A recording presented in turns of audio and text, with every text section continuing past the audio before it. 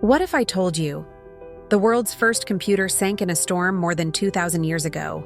What if I told you it could predict eclipses, track the moon, even mark the Olympic Games, long before clocks or telescopes existed? Why was it built? Why was it lost? And what would have happened if this single machine had changed the course of human history? This is the story of a device so advanced it shouldn't exist, and yet it does. 1900, Aegean Sea. Sponge divers descend into the deep blue, searching for their catch. But instead, they find something else. A massive Roman shipwreck. It's filled with treasures, bronze statues, golden jewelry, ancient coins, a fortune hidden beneath the waves. And yet, buried among them lies something stranger. Not beautiful, not golden, just a corroded lump of bronze and wood, so ordinary looking it almost goes unnoticed. But this lump held a secret the world was not ready to see. For years, the lump sat in silence, forgotten. Then, decades later, X-rays pierced its crust, and what they revealed shocked every scholar who saw it. Inside were gears, not one or two, dozens of precision-cut bronze gears, interlocking teeth, spinning wheels, carefully arranged with impossible craftsmanship.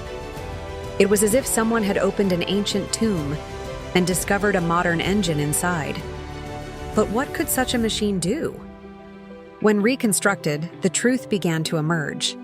This was no toy, no decoration. It was a cosmic calculator. Turn the crank, and the universe itself came alive. On the front, the sun and moon circled across the zodiac. On the back, spiraling dials tracked calendars, predicted eclipses, even marked the dates of the Olympic Games.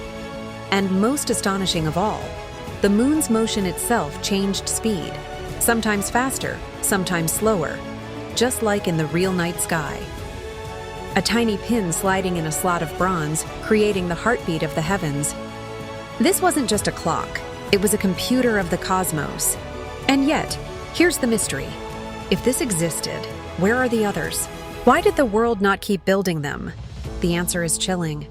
Ancient knowledge was fragile, held by a handful of masters, passed down from teacher to student. Wars burned libraries. Empires rose and collapsed.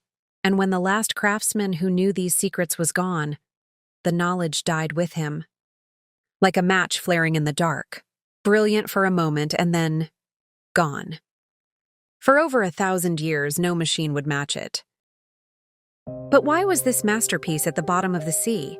The ship that carried it was no ordinary vessel. It was a grand cargo ship, likely bound for Rome, filled with treasures meant for emperors. But fate intervened. A violent storm, towering waves, a ship smashed against the cliffs of Antikythera.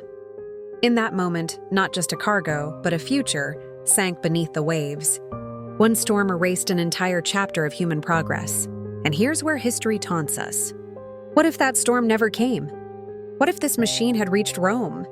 Imagine the Roman Empire with mechanical clocks, sailors navigating the seas with star computers, scientists calculating eclipses centuries before Galileo. The Renaissance not in the 1400s, but in the year 200. 1,000 years of lost progress. A timeline where humanity leapt into the future, centuries before us. Instead, the secret vanished, and the world waited.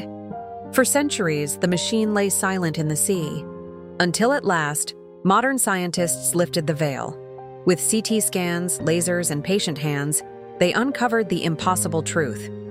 That corroded lump of bronze was the Antikythera Mechanism, the world's first computer. It lay hidden for 2,000 years, but its gears still whisper across time. A reminder that genius is not modern. It is timeless. It can surge centuries ahead, and it can vanish in an instant. The Antikythera Mechanism is more than a relic. It's a secret the ancient world kept, a storm tried to bury, and history forgot. And it leaves us with one haunting question.